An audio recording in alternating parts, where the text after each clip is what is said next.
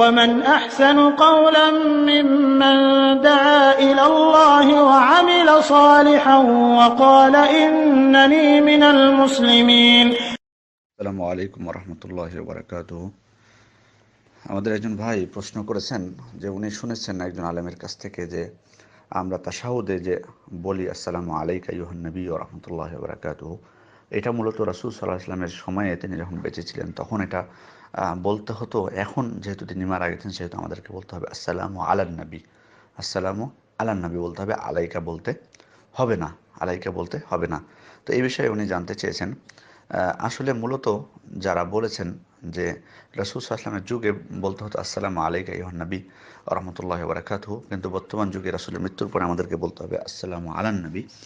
তারা দলিল হিসেবে আব্দুল্লাহ ইবনে মাসউদ থেকে বর্ণিত সহিহ বুখারী ৬২৬৫ নম্বর হাদিসটিকে দলিল হিসেবে পেশ করেছেন, যেখানে তিনি বলেছেন যে রাসূল সাল্লাল্লাহু আলাইহি ওয়াসাল্লাম আমাকে তাশাহুদ শিখিয়েছিলেন এভাবে, আত-তাহিয়াতু লিল্লাহি ওয়াস-সালাওয়াতু ওয়াত-তাইয়্যিবাতু আসসালামু আলাইকা আইয়ুহান নবী ওয়া রাহমাতুল্লাহি ওয়া বারাকাতুহু, আসসালামু আলাইনা ওয়া আলা ইবাদিল্লাহিস সালিহিন, আশহাদু আল্লা ইলাহা ইল্লাল্লাহু ওয়া আশহাদু আন্না মুহাম্মাদান আবদুহু ওয়া রাসূলুহু। তো এই সময় তিনি আমাদের মাঝে অবস্থান করছিলেন। তারপর যখন তার মৃত্যু হয়ে গেল তখন থেকে আমরা আসসালামু আলাইকার পরিবর্তে আসসালামু আলান নবী পড়তে লাগলাম। এটি হলো আব্দুল্লাহ ইবনে মাসউদের থেকে বর্ণিত হাদিস, সহিহ বুখারী ৬২৬৫। তারা এই হাদিসটিকে দলিল হিসেবে পেশ করে বলছেন যে আমাদের এই সময় রাসূলের মৃত্যুর পরে আসসালামু আলাইকা আইয়ুহান নবী বলাটা ঠিক নয়, যেহেতু আলাইকা বলে সম্বোধন করা হয়েছে মুখাতাব, অর্থাৎ মুখাতাব ব্যবহার করা হয় উপস্থিত ব্যক্তির ক্ষেত্রে। রাসূল সাল্লাল্লাহু আলাইহি ওয়াসাল্লাম যেহেতু মারাই গেছেন সেহেতু এখানে আর মুখাতাব ব্যবহার করা যাবে না, বরং আসসালামু আলান নবী বলতে হবে। তারা এটি বলছেন। কিন্তু অনেক উলামায়ে কেরাম এবং অনেক খ্যাতনাম উলামায়ে কেরাম এই মতটিকে গ্রহণ করেননি এবং তারা বলছেন যে এটি মানে অগ্রহণযোগ্য। কারণ তারা বলছেন যে এটি আব্দুল্লাহ ইবনে মাসউদের ইজতিহাদ, তার নিজস্ব ইজতিহাদ। এটি আব্দুল্লাহ ইবনে মাসউদের এটি নিজস্ব ইজতিহাদ যে রাসূল সাল্লাল্লাহু আলাইহি ওয়াসাল্লাম যেহেতু মারা গেছেন সেহেতু আসসালামু আলাইকা বলতে হবে না, এখন আসসালামু আলান নবী বলতে হবে। এই কথাটি আব্দুল্লাহ ইবনে মাসউদের নিজস্ব ইজতিহাদ, তার নিজের গবেষণা। এটি রাসূল সাল্লাল্লাহু আলাইহি ওয়াসাল্লাম বলেননি এভাবে। তার থেকে বড় প্রমাণ দেখুন যে ওমর ইবনুল খাত্তাব রাদিয়াল্লাহু আনহু সাহাবায়ে কেরামকে বা তাবেঈদেরকে যাদেরকে হোক, তিনি তার সময় রাসূলের মৃত্যুর পরে যখন তাশাহুদ শিখাচ্ছিলেন তখন তিনি তাশাহুদ শিখাতে যেয়ে তিনি বলেছেন যে আসসালামু আলাইকা আইয়ুহান নবী ওয়া রাহমাতুল্লাহি ওয়া বারাকাতুহু, এভাবে শিখিয়েছেন। আসসালামু আলাইকা আইয়ুহান নবী ওয়া রাহমাতুল্লাহি ওয়া বারাকাতুহু এভাবে শিখিয়েছেন। তো ওমর ইবনুল খাত্তাব তিনি যখন শিখাচ্ছিলেন সাহাবায়ে কেরামকে, তখন অনেক সাহাবায়ে কেরাম সেখানে উপস্থিত ছিলেন, যারা তারা বিরোধিতা করেননি ওমর ইবনুল খাত্তাবের এভাবে শিখানোকে। তারা বলেননি যে আপনি কেন এইভাবে শিখাচ্ছেন, এখন আসসালামু আলাইকা কেন এইভাবে শিখাচ্ছেন, এখন তো রাসূল মারা গেছেন, এখন আসসালামু আলান নবী বলেন। এভাবে কিন্তু কেউ বলেননি, কেউ বিরোধিতা করেননি। আর ওমর ইবনুল খাত্তাব আব্দুল্লাহ ইবনে মাসউদের থেকে ফিকহ এ বিষয়ে, দ্বীনি বিষয়ে বেশি জ্ঞানী পণ্ডিত ছিলেন, আর কেউ তার বিরোধিতাও করল না। সুতরাং এখান থেকে বোঝা যাচ্ছে যে আব্দুল্লাহ ইবনে মাসউদ যে বলেছেন যে আমরা রাসূলের ওফাতের পরে আসসালামু আলান নবী বলতাম, এটা তার নিজস্ব গবেষণা বা ইজতিহাদ। তো যাই হোক, এখানে অনেক উলামায়ে কেরাম, তার মধ্যে শেখ মুহাম্মদ ইবনে সালেহ আল উসাইমিন, তারপর এখানে যে ফতোয়া বোর্ড রয়েছে, তারপর হায়াতুল কিবারুল উলামা, বড় বড় খ্যাতনাম উলামায়ে কেরামদের নিয়ে সমন্বয়ে গঠিত যে বোর্ড রয়েছে, তারা বলেছেন যে এটি এখন রাসূল সাল্লাল্লাহু আলাইহি ওয়াসাল্লাম যেভাবে শিখিয়ে দিয়েছিলেন আসসালামু আলাইকা আইয়ুহান নবী, আমাদেরকেও বর্তমানেও এভাবেই বলতে হবে আসসালামু আলাইকা আইয়ুহান নবী। আর আব্দুল্লাহ ইবনে মাসউদ যেটি বলেছেন এটি তার নিজস্ব ইজতিহাদ, আর ইজতিহাদ সঠিকও হতে পারে, ভুলও হতে পারে। সেজন্য তারা বলছেন যে এটি সঠিক ইজতিহাদ নয়। এই কারণে তারা কারণ হিসেবে বলেছেন যে দেখুন, আব্দুল্লাহ ইবনে মাসউদকে রাসূল সাল্লাল্লাহু আলাইহি ওয়াসাল্লাম যখন তাশাহুদ শিখিয়ে দিচ্ছিলেন তখন তিনি তার কি করেছিলেন যে তার রাসূল সাল্লাল্লাহু আলাইহি ওয়াসাল্লামের আব্দুল্লাহ ইবনে মাসউদের হাত তার দুই হাতের মধ্যে রেখে বলেছিলেন যে এভাবে তাশাহুদ। এবং আব্দুল্লাহ ইবনে মাসউদ নিজেই বলছেন যে তিনি আমার হাত তার দুই হাতের মধ্যে রেখে আমাকে তাশাহুদ শিখিয়েছেন, যেভাবে তিনি আমাকে কোরআনের সূরা শেখাতেন। তারপরে এই তাশাহুদটা শিখালেন। এখানে কিন্তু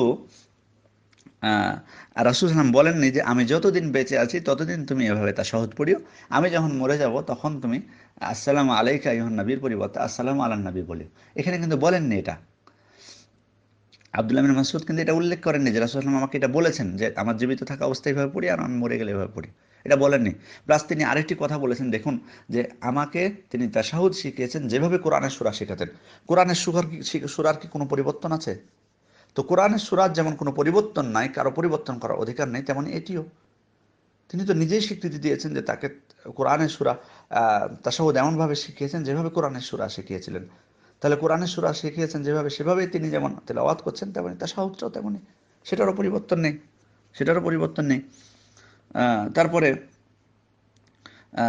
আরেকটি জিনিস এখানে, যে উমর ইবনুল খাত্তাব তিনি সকলের সামনে সবাইকে তাশাহুদ শিখালেন এভাবে, আসসালামু আলাইকা আইয়ুহান নবী। সেখানে কেউ তার বিরোধিতা করলেন না, সেখানে কোনো সাহাবী তার বিরোধিতা করেননি।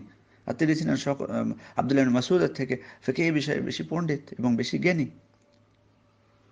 তারপরে এখানে আসসালামু আলাইকা আইয়ুহান নবী বলে এমন বিষয় না এখানে, এটি মূলত দোয়া, এটি মূলত দোয়া বোঝানো হয়েছে। এমন না যে যারা রাসূলের যুগে বেঁচে ছিলেন তারা সরাসরি রাসূলকে উদ্দেশ্য করে এটা সালাম দিচ্ছেন আর রাসূল শুনতে পাচ্ছেন, এরকম তো বিষয়টা না।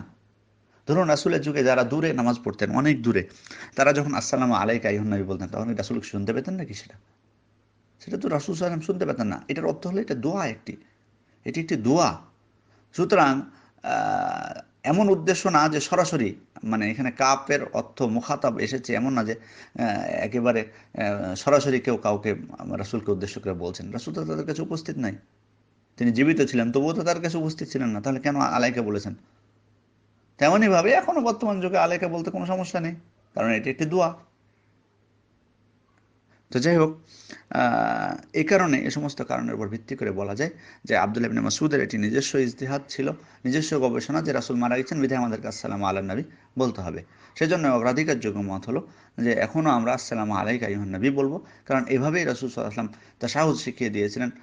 এবং তার অনুসরণ করে ওমর ইবনুল খাত্তাব, দ্বিতীয় খলিফা, যার সুন্নাত অনুকরণীয়, তিনিও সকল সাহাবীদেরকে, তাবেঈদেরকে তিনি এই তাশাহুদ শিখিয়ে দিয়েছেন, বিধায় আমরাও এটাই শিখব। হ্যাঁ হ্যাঁ, এখন যদি আপনি বলেন যে না, যারা বলছে যে এটা তাদের সঠিক, আপনি তাদের কথা শুনতে পারেন, এটা আপনার অধিকার রয়েছে। কারণ তারা দলিল হিসেবে আরও কিছু দলিল পেশ করেছেন, যেমন শেখ আলবানী এই মতের পক্ষে, আসসালামু আলা নবী বলার পক্ষে তিনি পেশ করেছেন মুয়াত্তা মালিক থেকে একটি হাদিস ইবনে ওমর থেকে, যে ইবনে ওমর আমল করতেন এবং বলতেন যে আসসালামু আলা নবী বলতেন ইবনে ওমর। তারপরে আয়েশা রাদিয়াল্লাহু আনহা থেকেও বর্ণিত হয়েছে মুসান্নাফ ইবনে আবি শাইবায়, যে যেখানে তিনি যখন তাশাহুদ শিখিয়ে দিয়েছিলেন তখন আসসালামু আলা নবী বলেছিলেন। তো এইগুলোর উপর ভিত্তি করে তারা বলেছেন যে আসসালামু আলা নবী বলতে হবে, যেমন শেখ আলবানী। আপনি সেটা অনুসরণ করতে পারেন, তবে অগ্রাধিকারযোগ্য মত, শক্তিশালী মত যেটা, সেটা হলো আমরা এখনও আসসালামু আলাইকা আইয়ুহান নবী বলবো। সেটা কারণ রাসূল সাল্লাল্লাহু আলাইহি ওয়াসাল্লাম এভাবে আমাদেরকে শিখিয়ে দিয়েছেন। আসসালামু আলাইকুম ওয়া রাহমাতুল্লাহি ওয়া বারাকাতুহু।